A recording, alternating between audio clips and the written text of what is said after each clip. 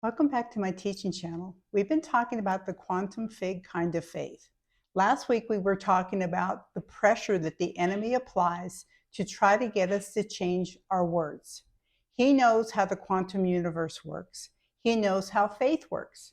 And he knows that if we say with our mouth and believe in our heart, whatever we say will come to pass. So he tries to derail our faith by causing us to change our confession. He does this through various means. Last week, we talked about the pressure he applies through our friends, through our family, through coworkers, through strangers.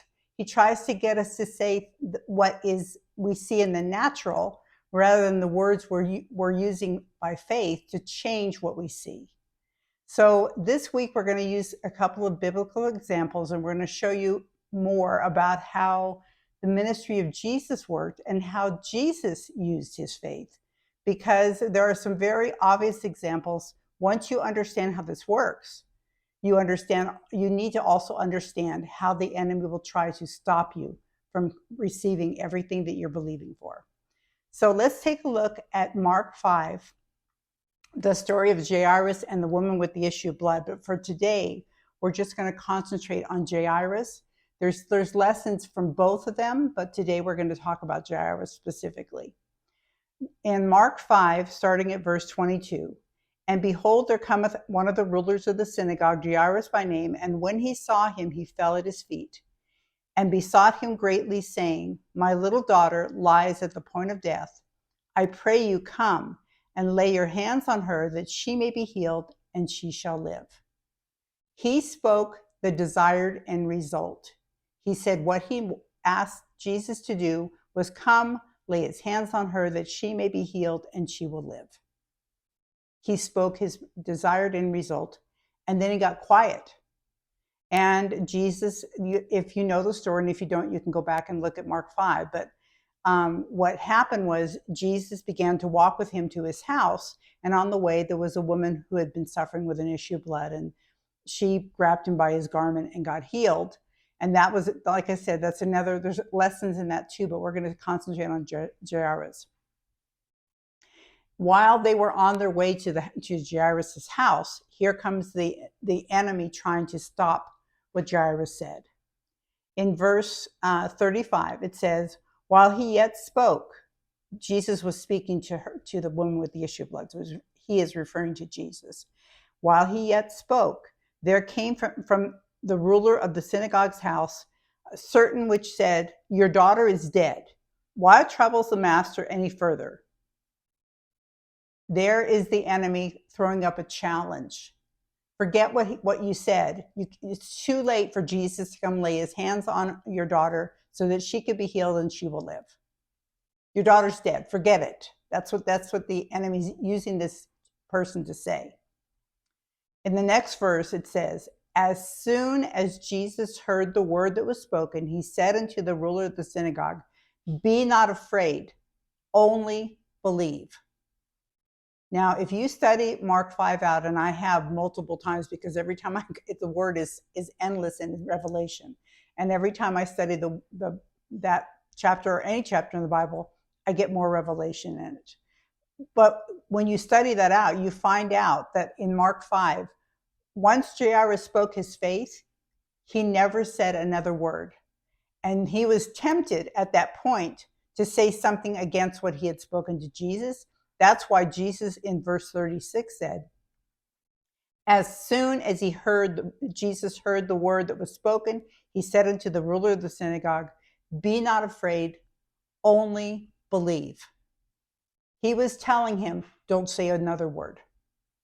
He stopped him from saying anything else.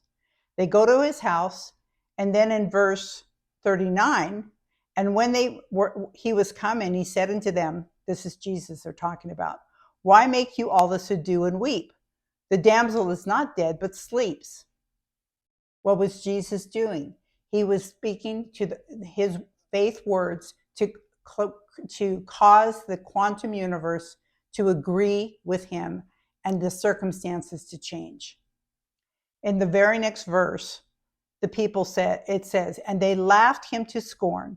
But when he had put them all out And he put all those people out because they were not believing what he was believing. He didn't need their opposition to what he had said and what he was believing. He put them all out, and take the father and the mother of the damsel and them that were with him, and entered in where the damsel was lying. And he took the damsel by the hand and said unto her, Tabitha cumi, which is being interpreted, damsel, I say to you, arise. He didn't cry along with the rest of them and say, oh, she's dead, she's dead, she's dead, because if he had, that would have stopped the miracle that was taking place. That miracle took place because of faith and because the quantum universe only heard the words, she will be healed and she will live. And they only heard the words from Jesus saying, be not afraid, only believe.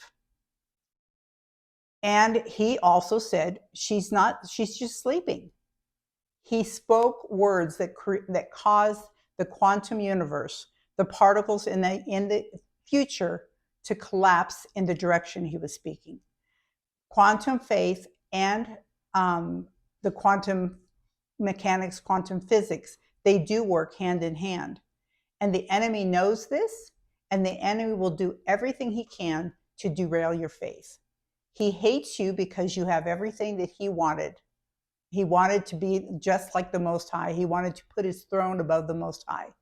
It talks about that in the Old Testament.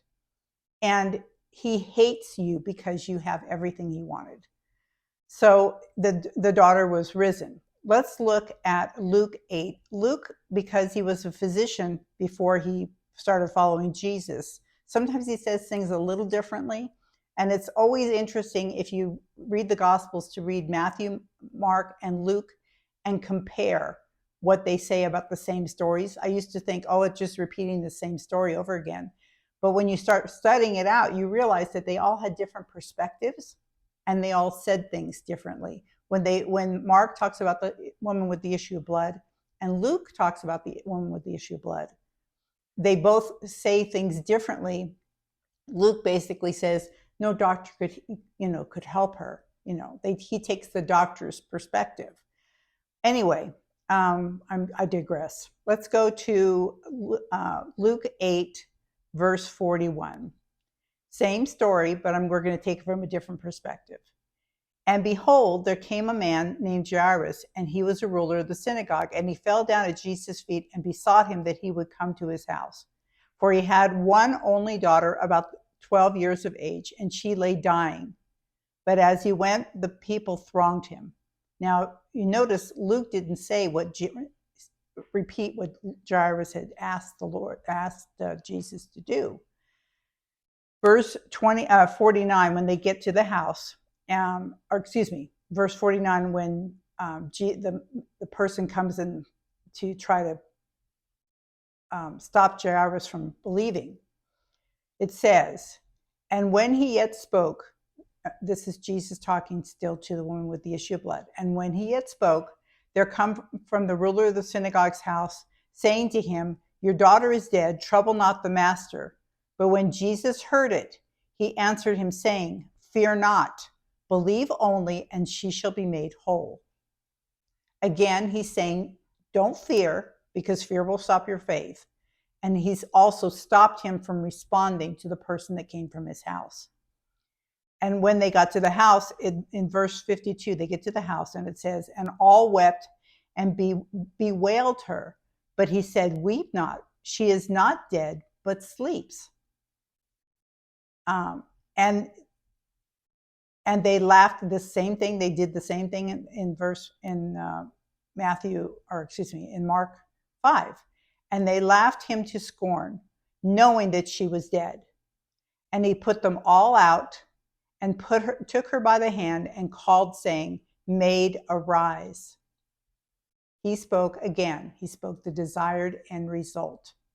And when her spirit was come again, and her spirit came again, I'm going to say that again, and her spirit came again, and she arose straightway, and he commanded that they give her meat.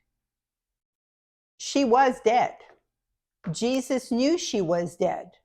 Jairus knew she was dead, but they didn't say she's dead because they knew the power of their words. And when you refuse to change your words of faith, when you refuse to give in to the pressure, when you refuse to give in to the circumstances, when you refuse to allow someone to talk you out of it, and you continue speaking your words of faith, it will always come to pass. God is faithful. You have a covenant with Almighty God. Spiritual law declares, say it with your mouth, believe it in your heart, and it will come to pass. That is spiritual law, Mark 11:24. It is in the Word, throughout the Word. Proverbs 18 talks about death and life are in the power of the tongue, and those who love it will eat the fruit thereof. It is a spiritual law. There are natural laws and there are spiritual laws. And when you understand how those spiritual laws work, they go into superposition. We talked about superposition a couple of times.